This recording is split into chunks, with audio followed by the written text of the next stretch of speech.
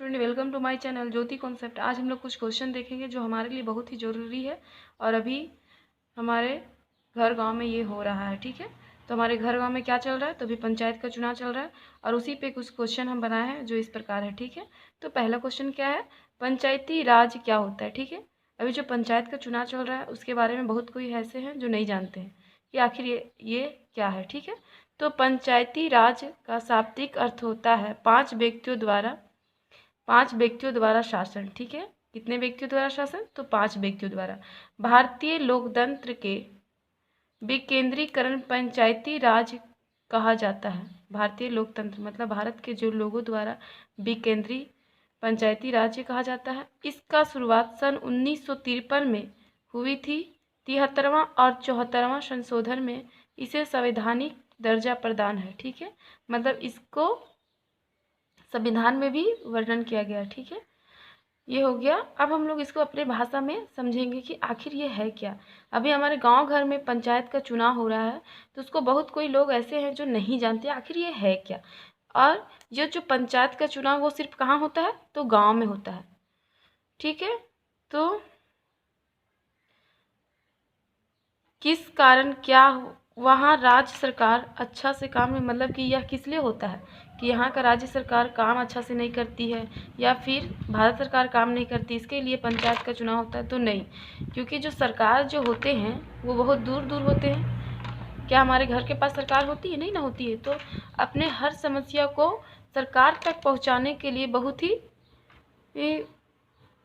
कठिन है ना, इसलिए क्या होता है, तो इसीलिए गांव में क्या होती है, तो पंचायत का चुनाव किया जाता है जिससे मुखिया बनता है। ठीक है, तो मुखिया बनता है और गांव के लोग अपने हर बात को किसके पास जाके बोलता है, तो मुखिया के पास जाके बोलता है और उसे अपना काम को क्या जो उसका समस्या वो सुलझाता है। तो कौन सुलझाता है, मुखिया सुलझाता है। और ये जो पंचायती चुनाव है वो कहाँ होता है, सिर्फ गांव में होता है, ना कि शहर में। मुंबई, दिल्ली इत्यादि बड़े बड़े शहरों में पंचायती चुनाव नहीं होता है। ठीक है, तो ये तो हम लोग समझ गए कि पंचायत क्या है, पंचायती राज व्यवस्था क्या है। ठीक है, तो हम लोग आम बोलचाल की भाषा में बोलेंगे कि पंचायती राज व्यवस्था उसे कहते हैं जो 5 लोगों द्वारा शासन किया जाता है, उसे क्या कहते हैं हम लोग, पंचायती राज। ये नियम क्या होती है, ये जो नियम कहाँ पे लागू होती है, तो गांव में होती है। ठीक है, पंचायत का चुनाव कहाँ पे होती है, तो गांव में। ठीक है, अब हम लोग देखेंगे दूसरा क्वेश्चन। ठीक, दूसरा क्वेश्चन क्या है, पश्चिमीकरण।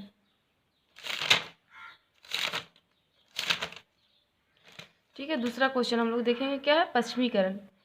जितने भी पश्चिमीकरण देश जैसे ब्रिटेन, फ्रांस, अमेरिका, जर्मनी, पुर्तगाल आदि, इनकी जो सांस्कृतिक है वह हमारे भारत देश में देखने को मिलता है। ठीक है, पश्चिमीकरण का होता है कि पश्चिम दिशा, मतलब कि जो पश्चिमीकरण है, जितने भी पश्चिमीकरण देश है, तो कौन कौन से देश है, ब्रिटेन है, फ्रांस है, अमेरिका, ये सब क्या है, पश्चिमीकरण, पश्चिम दिशा की ओर।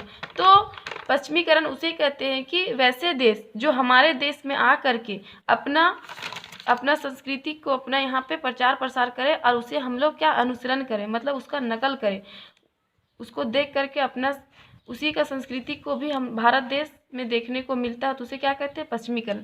इसको हम लोग अपने आम बोलचाल की भाषा में कि जब हमारे देशों में पश्चिमी देशों के तौर तरीके इत्यादि को अपनाया जाता है तो उसे पश्चिमीकरण कहते हैं, है ना। उदाहरण जैसे ब्रिटिश शासन के 150 वर्षों में आए प्रौद्योगिक संस्था विचारधारा मूल्य से संबंधित परिवर्तनों की पश्चिमीकरण का नाम दिया गया। ठीक है, जब हमारे देश में अंग्रेज आए, पुर्तगाल आए, तो उन्होंने अपना जो अपने देश में जो नियम था, जो सांस्कृतिक था, वो कहीं न कहीं हमारे देश में भी छोड़ करके गए और उन्हें हम लोग क्या किए, उसका अनुसरण किए, है ना। उसी को हम लोग क्या कहते हैं, पश्चिमीकरण। ठीक है, तो पश्चिमीकरण उसे कहते हैं जो दूसरे देश का सांस्कृतिक है वो अपने देश में लागू करना, उसे क्या कहते हैं, पश्चिमीकरण।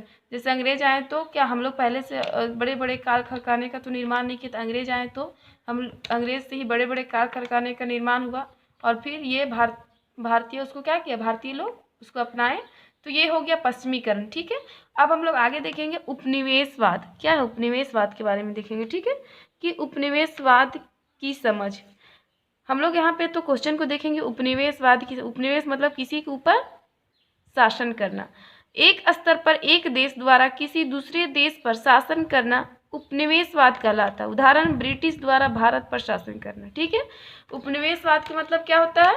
किसी एक कमजोर देश, एक शक्तिशाली देश उस पर क्या करेगा? अपना शासन, उसी को क्या कहते हैं हम लोग? उपनिवेश। जैसे कि भारत पे ब्रिटेन लोग क्या किए थे? शासन किए थे। ब्रिटिश अंग्रेज लोग हमारे भारत पे अपना शासन जमाए थे, तो हमारा भारत क्या था? कमजोर, जिसके कारण से ब्रिटिश देश ने हमारे भारत के ऊपर कब्जा बोल दिया था। मतलब हमारे ऊपर वो क्या करता था? शासन बना के रखा हुआ था। ठीक है, तो उसी को हम लोग क्या कहते हैं? उपनिवेशवाद। मतलब एक शक्तिशाली देश एक कमजोर देश पे अपना शासन जमाता है या फिर बनाता है, उसे क्या कहते हैं हम लोग? उपनिवेशवाद। ठीक है, आज का क्वेश्चन यही था। अगर मेरा वीडियो अच्छा लगे तो ज़्यादा से ज़्यादा लाइक करें, सब्सक्राइब करें। Thank you.